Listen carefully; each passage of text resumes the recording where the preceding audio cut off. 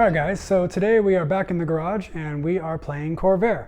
And the car we're working on today is this one over here. Now I realize I haven't really talked about this car on the channel before, but I'm sure some of you have noticed it in the background of the videos. And so today I thought that maybe I would kind of introduce it and let you know kind of a small history about it and where I've gone with it and what I've done to it and my plans for it.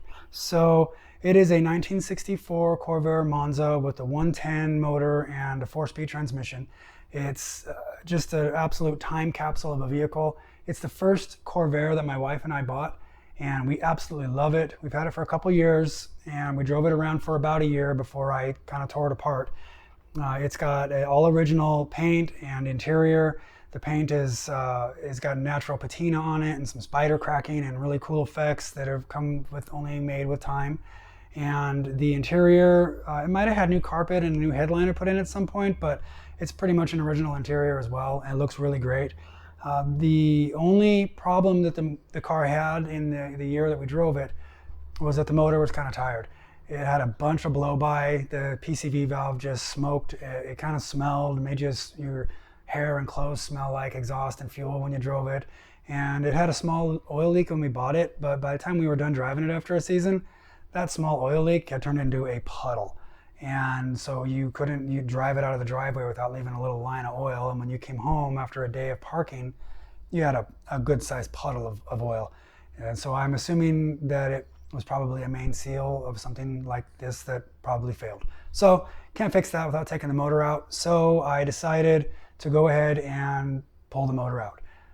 So I put it on the quick jacks, got it pulled up, yanked the motor out, got it completely torn apart, every nut and bolt. I hadn't ever torn a motor completely apart. I've pulled motors out of a few cars before, but never have torn a motor down. So that was a lot of fun. I learned a lot, and it's going to be a challenge putting it back together again. It was about 10 months ago, and so it's going to be a journey. But I'll bring you guys along, and you guys can have a good laugh at everything I do wrong. So that ought to be fun.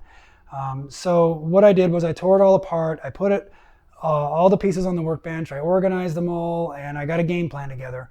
And so basically where I'm at right now is I sent the heads, the crank, the cylinders, the pistons, I sent them all off to a machine shop to have them all worked and processed and machined.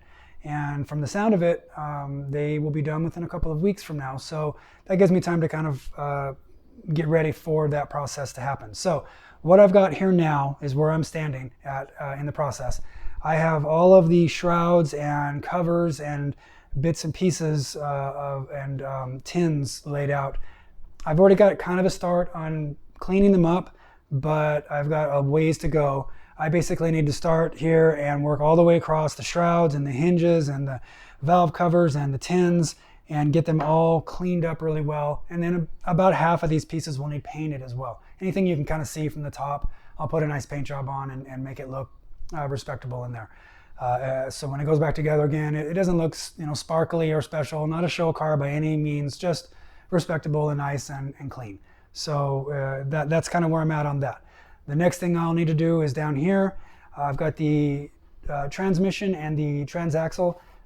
There's nothing really wrong with it. It works great. It just needs cleaned up. It's just got gunk from years of driving and build up on it. So I'll get that cleaned up as well.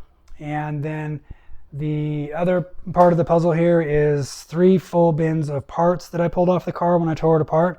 And it's going to be a puzzle, but anything that I didn't think I'd be able to completely or immediately recognize what it was and where it went, I did a pretty good job of bagging and tagging.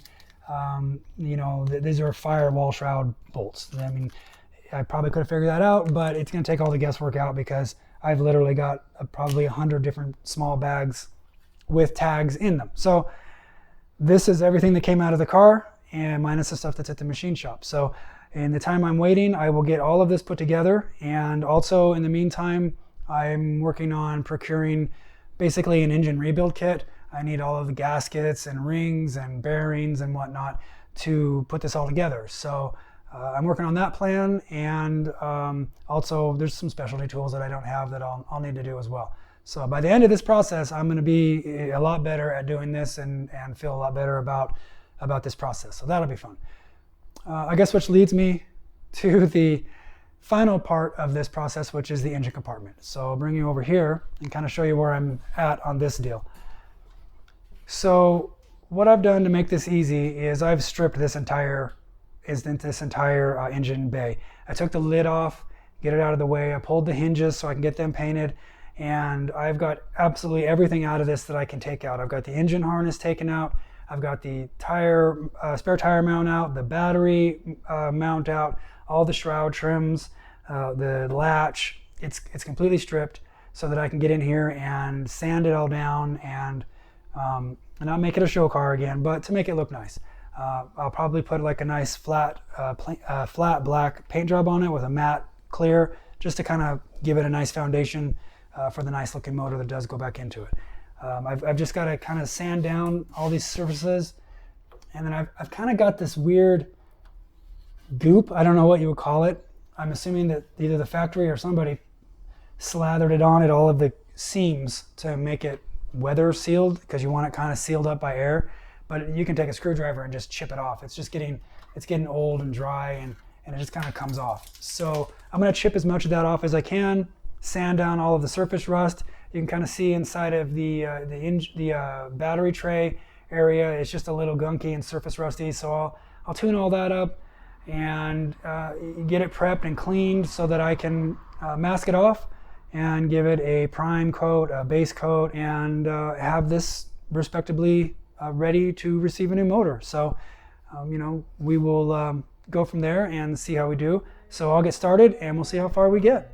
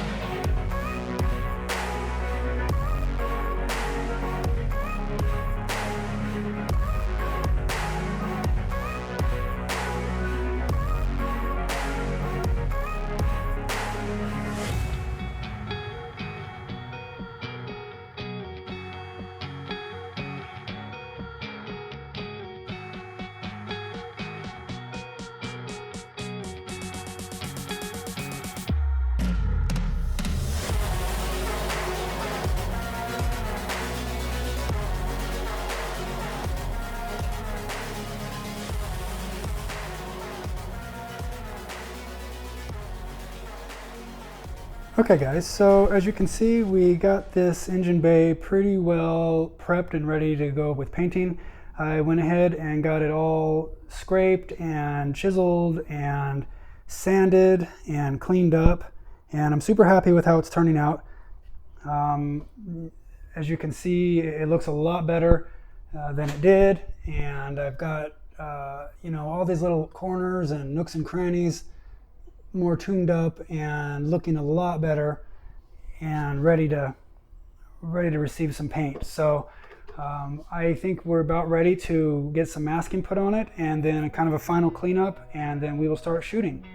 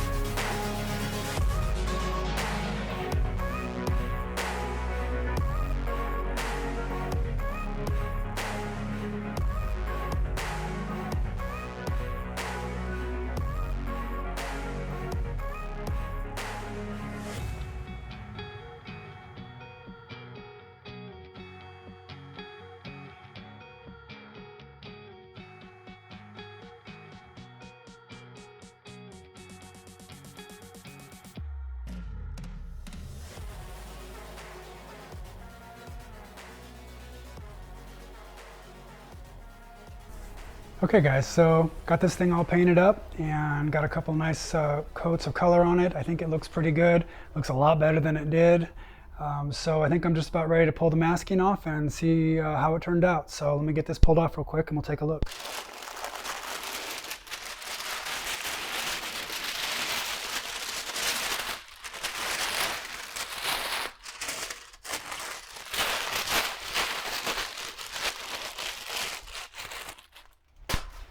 All right, so looks pretty good.